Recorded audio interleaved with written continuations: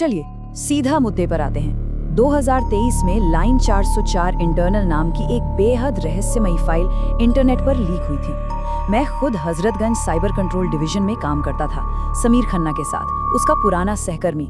इस विश्लेषण में हम उसी बंद कमरे के उस डरावने सच की तह तक जाएंगे, एक ऐसा सच जिसे सिस्टम ने हमेशा के लिए मिटाने की पूरी कोशिश की। सबसे अजीब बात क्या है, आधिकारिक तौर पर कोई अपराध हुआ ही नहीं। रिकॉर्ड्स खंगालने पर ना तो कोई हैकिंग मिलेगी, ना फिरौती की मांग और ना ही कोई साइबर क्राइम दर्ज है।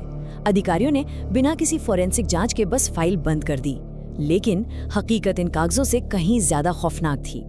जरा इस असंभव ऑडियो ट्रांसक्रिप्ट को देखिए। माँ, मैं घर नहीं आ सकता। ये आवाज बेहद धीमी और कमजोर थी, लेकिन सबसे हैरान करने वाली बात ये थी कि आधिकारिक रूप से ये रोहित वर्मा की आवाज थी, जो 2017 से लापता था। एक ऐसा इंसान जिसका शरीर आज तक नहीं मिला, वो भला किसी कॉल का जवाब कैसे दे सकता है? हजरतगंज डिवीजन की विसंगति।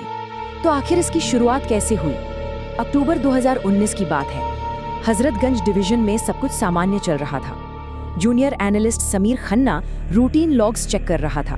तभी उसकी नजर एक ऐसी चीज पर पड़ी जो वहां होनी ही नहीं चाहिए थी। इन रूटीन स्पैम लॉग्स और उस 10 अंकों वाले भारतीय नंबर के बीच एक साफ विसंगति थी। आम स्पैम लॉग्स तो ठीक थे, लेकिन ये नंबर बिल्कुल अनलॉकेटेड था। और इसकी कॉल का जो समय था ना, वो बहुत अजीब था। कभी ठीक 7 मिनट, कभी 13 मिनट, तो कभी पूरे 40 मिनट। शून्य, बिल्कुल जीरो। ये नंबर किसी आधिकारिक टेलीकॉम कंपनी या सर्विस हिस्ट्री से जुड़ा ही नहीं था। मतलब तकनीकी रूप से इस नंबर का कोई वजूद ही नहीं था, इसका कोई मालिक नहीं था। फिर भी हर हफ्ते इस लाइन से दर्जनों आउटगोइंग कॉल्स की जा रही थी। है ना हैरान करने वाली बात? अब आते हैं टावर ट्रायंगुलेशन पर। साइबर सुरक्षा की भाषा में कहें तो ये एक ऐसी तकनीक है जिससे कई सेल टावरों से सिग्नल की टाइमिंग मापकर फोन की असली लोकेशन पता लगाई जाती है। लेकिन इस केस में सब फेल हो गया। सिग्नल का बाउंस होना बिल्कुल असंभव सा था। कभी लोकेशन दिल्ली दिखा रहा था, कभी असम, कभी सीधा अरब सागर, तो कभी एकदम नो सिग्नल। ये कॉल्स किसी एक जगह से आ ही नहीं रही थीं। एक वाकये ने तो पूरे डिवीजन की नींदें उड़ा दी थी। एक पुलिस कांस्टेबल की लाइन गलती से इससे कनेक्ट हो गई। भयानक शोर के बीच उसे एक औरत की आवाज आई, तुम लोगों ने हमें बहुत जल्दी लापता मान लिया। जब जांच हुई तो रोंगटे खड़े हो गए। वो एक ऐसी महिला की आवाज थी जिसकी लाश 3 साल पहले एक नदी से निकाली जा चुकी थी। इस चार्ट को ध्यान से देखते हैं। कॉल कनेक्शन की फ्रीक्वेंसी साफ बता रही है कि हर इनकमिंग कनेक्शन का एक विशाल अलग थलग स्पाइक रात के ठीक 2:04 पर हो रहा था।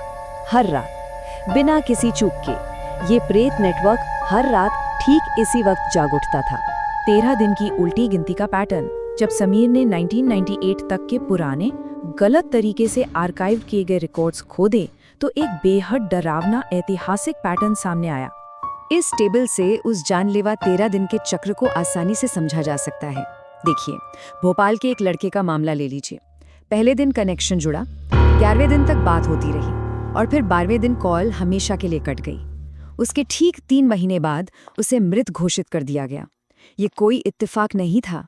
इस पूरे ढांचे को जोड़कर देखें तो 13 मिनट की कॉल्स, 13 दिन का चक्र, रात के 2:04 और लाइन 404। जो भी इस नंबर के संपर्क में आता वो आमतौर पर 13 दिन के अंदर गायब हो जाता था। ये पूरी तरह से एक सोची समझी प्रणाली थी। कार्यालय में खौफ और व्यामोह। इस सब के बाद ऑफिस का माहौल पूरी तरह से बदल गया था। समीर मेरे ठीक बगल में बैठता था और उसकी मानसिक हालत बिगड़ती जा रही थी। एक रात की बात है, समीर ने खुद उस डेडलाइन को डायल कर दिया। शुरू में सिर्फ सन्नाटा था, फिर ऐसा लगा जैसे किसी बहुत भीड़ वाले कमरे से अजीब सी फुसफुसाहटें आ रही हों। अचानक एक शांत आवाज लाइन पर गूंजी, समीर, फाइल मत खोलो। सबसे खौफनाक बात ये थी कि समीर ने उस कॉल पर कभी अपना नाम बताया ही नहीं था। समीर ने घबराहट में डिजिटल बैकअप बनाने की ठानी, लेकिन सिस्टम किसी खतरनाक वायरस की तरह पलटवार कर रहा था। ऑडियो अपलोड करने की कोशिश की, फाइलें करप्ट हो गईं। ड्राइव में सेव करना चाहा, पूरी ड्राइव इरेज हो गई। जब ट्रांसक्रिप्ट का प्रिंट निकाला तो कागज पर छपे अक्षर ही पढ़ने लायक नहीं रहे। कुछ भी काम नहीं कर रहा था।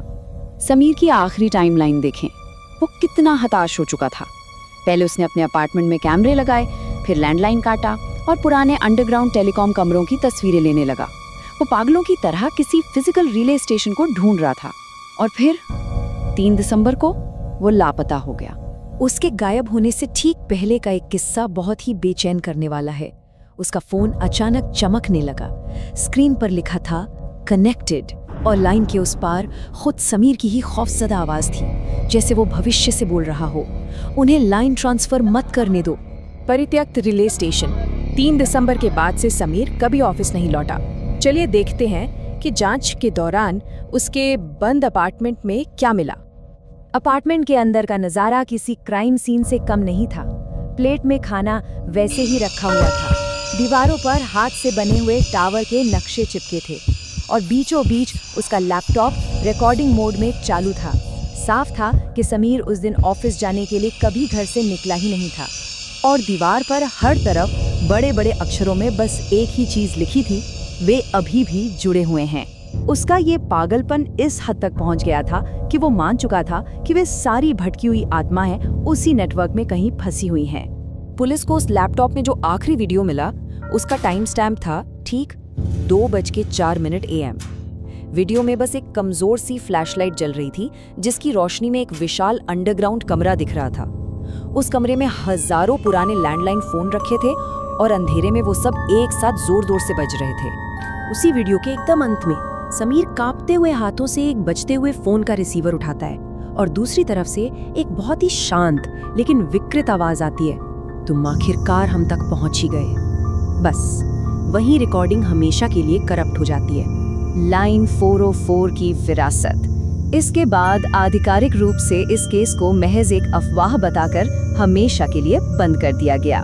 लेकिन वो लीक हुई रिकॉर्डिंग्स आज भी इंटरनेट पर मौजूद हैं और एक चेतावनी हमेशा दी जाती है, अगर कभी ठीक रात 2:04 पर फोन की स्क्रीन बिना रिंग के सिर्फ कनेक्टेड दिखाए तो उसे काटना मत, क्योंकि उस पार कोई ऐसा इंसान हो सकता है जो आधिकारिक तौर पर इस दुनिया से लापता हो चुका है और वो बात करने की कोशिश कर रहा है। तो सबसे अहम सवाल ये है, अगर वो नंबर सच में बंद है तो आज रात ठीक 2:04 पर वे सारी कॉल्स आखिर कहाँ रूट हो रही होंगी? वो हजारों पुराने टेलीफोन आज रात कहाँ बज रहे होंगे? खैर, इस विश्लेषण में बस इतना ही।